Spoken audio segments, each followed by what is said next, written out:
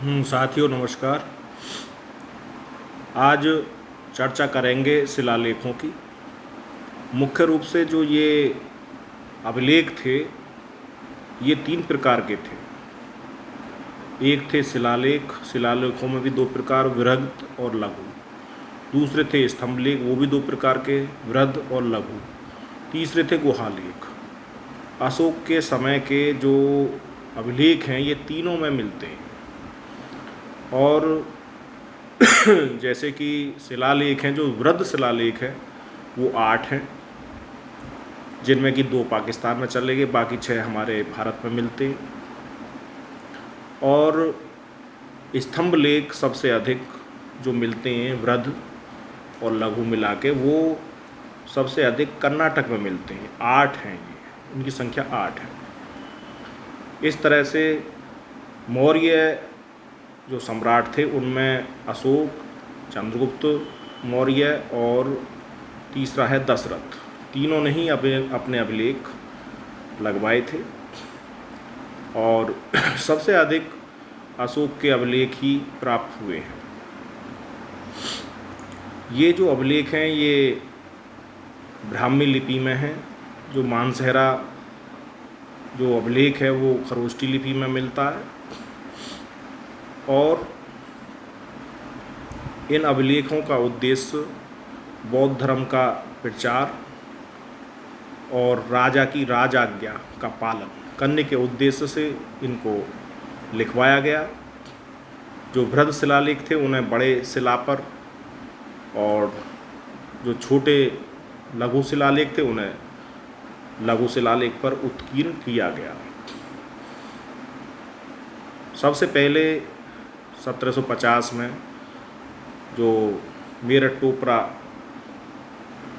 अभिलेख है इसकी पुष्टि की गई और टिफेन थेलर ने इसे खोजा। बाद में जेम्स प्रिंसिप ने इसे पढ़ा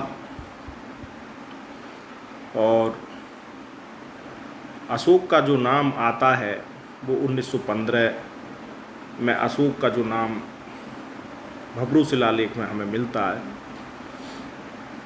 वो हमें 1915 में मिला।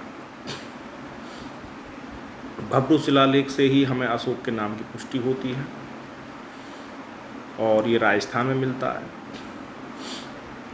इस तरह से इन शिलालेखों का ये सूक्ष्म परिचय है। अब इस शिलालेखों पर जो वृहद शिलालेख है, सबसे पहले मैं आपको उनके विषय में बतला दूं। ये 8 हैं और अधिकतर जो शिलालेख हैं ये 14 शिलालेख हैं, लेकिन 7 और 8 जो शिलालेख हैं उनमें 12, 13, 14 जो आदेश हैं या उनकी राजाज्ञा है वो उत्कीर्ण नहीं है। और 7 और 8 जो शिलालेख हैं ये एक तो है धौली और एक है जौगढ़। 7वां धौली और 8वां जौगढ़। इससे पहले 2 शिलालेख सहबाजगढ़ी और मानसेरा, ये पाकिस्तान में चले जाते हैं।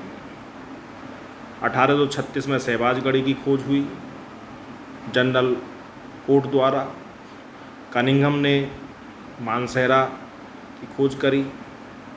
कालसी शिलालेख 1860 में फॉरेस्ट द्वारा खोजा गया। उसके बाद फिर गिरनार, सोपारा और एरगुडी, इनकी खोज की गई। एरगुडी आंध्र प्रदेश में है, गिरनार आपका गुजरात में है और सोपारा महाराष्ट्र में है। इस तरह से इन शिलालेखों का एक सूक्ष्म परिचय है। इन शिलालेखों में जो मुख्य रूप से बात लिखी हुई है, जैसे कि नंबर 1 वृहद शिलालेख में लिखा हुआ है, प्रथम लेख जो है उस पर वो जीवों की हत्या के विषय में प्रतिबंधित है। वो कहता, अशोक कहता है कि अब प्रतिदिन 1 मोर, 2 मोर और 1 मृग ही मारे जाते हैं, जबकि मृग प्रतिदिन भी नहीं मारा जाता। ये सबसे पहला लेख अशोक का मिलता है लिखा हुआ। दूसरा जो लेख है वो पशु चिकित्सालय के विषय में है, और इसने चिकित्सालय के लिए आपके चोल, पांड्य, आपके केरल पुत्र, ताम्रपर्णी, यवन, इनका भी उल्लेख किया है। यानी कि इनको भी वृक्ष लगाने की उसने हदियत दी है, और जो औषधि वृक्ष हैं वो लगाएं, और चिकित्सालय के लिए इनको प्रोत्साहन दिया है। तीसरा जो लेख मिलता है हमें, वो जो उस समय अधिकारी थे युक्त, रज्जुक और प्रादेशिक, उनको भी ये कहा गया है कि आप भी बौद्ध धर्म का प्रचार करें 5वें वर्ष के दौरे पर, हर 5वें वर्ष के दौरे पर जाएं। उनको भी ये राजाज्ञा दी गई थी। तो ये इसका वर्णन तीसरे लेख में मिलता है। चौथे लेख में धम्म का उद्घोष मिलता है, और ब्राह्मण आदि सभी का आदर करो, माता पिता की आज्ञा पालन, हिंसा पर रोक, इसका वर्णन चौथे में मिलता है। 5वें व्रत में जो भी अशोक का कल्याणकारी कार्य है जो कठिन है उस पर करने के लिए बल देता है 5वें में। 6ठे में ये प्रतिवेदक से ये कहता है कि मैं कहीं भी हूँ, चाहे मैं उपवन में हूँ, चाहे मैं किसी मंत्रिपरिषद की बैठक में हूँ, महल में मैं कहीं भी हूँ, मुझे तुरंत कल्याणकारी कार्यों के लिए तुरंत मुझे सूचित किया जाए। 6ठे लेख में ये सर्वलोक से बढ़कर कोई कार्य नहीं मानता, इसकी जो पुष्टि मिलती है वो 6ठे में मिलती है। 7वां जो लेख है, 7वां और 12वां, ये लगभग समान हैं, क्योंकि इसमें धर्मों के प्रति सहिष्णुता होने को वो दर्शाता है। वो कहता है कि सभी धर्मों का आदर करना चाहिए, दूसरे के धर्म को उसमें कमी नहीं निकालनी चाहिए। तो ये 7वां और 12वां ये लगभग एक से हैं। 8वें में यात्रा विहार का वो वर्णन करता है, अनुचित वैसी यात्रा को विरोध करता है, लेकिन जो इसकी यात्रा होती है धम्म यात्रा उसको श्रेष्ठ बताता है। राज्याभिषेक के 10वें वर्ष उसने बोधगया की यात्रा की थी। 9वें में वह धम्म मंगल का उल्लेख करता है, और 10वें में वह यश और कीर्ति की अपेक्षा धर्म पालन पर अधिक बल देता है। यश और कीर्ति को, क्या आप यश और कीर्ति के लिए चक्कर में ना पड़ें, धम्म पर अधिक ध्यान दें, इसके लिए वो बल देता है। इसके बाद 11वें में उसने धम्मदान का उल्लेख किया है। धम्मदान के लिए उसने बड़ी बल दिया है इस पर। और 12वें में फिर वही धर्म के प्रति सहिष्णुता।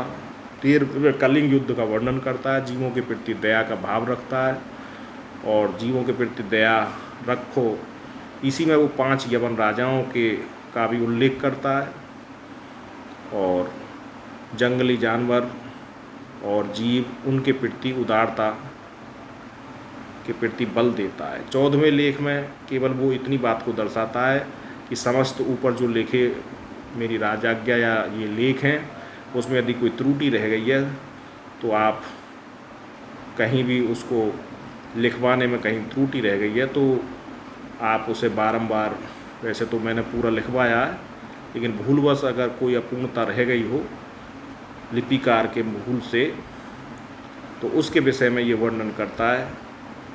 क्योंकि वो कहता है कि संक्षेप में ये बातें लिखवाई गई हैं। इसलिए ये 14वां यानी 12, 13, 14 ये कहीं कहीं मिलते भी नहीं हैं। 8वें और 7वें में तो है ही नहीं। तो इस तरह से वृद्ध शिलालेख ये मिलते हैं। लघु शिलालेखों में, लघु शिलालेख हमारे सबसे अधिक मिलते हैं कर्नाटक में 8 हैं, मध्य प्रदेश में 4 हैं, गुर्जरा, रूपनाथ, सारोमारो और पनगुडरिया ये 4 मध्य प्रदेश में हैं। उत्तर प्रदेश में केवल 1 अहरोरा, और आंध्र प्रदेश में एरगुडी और राजू। ये इस तरह से आपके लघु शिलालेख मिलते हैं। अब आपके स्तंभ लेख और स्तंभ में भी वृद्ध और लघु और फिर गुहा लेख, उसकी मैं वीडियो अगली बनाऊंगा, क्योंकि ये वीडियो 10 मिनट की हो गई। 10 मिनट से ज़्यादा की वीडियो मैं बनाता नहीं हूँ।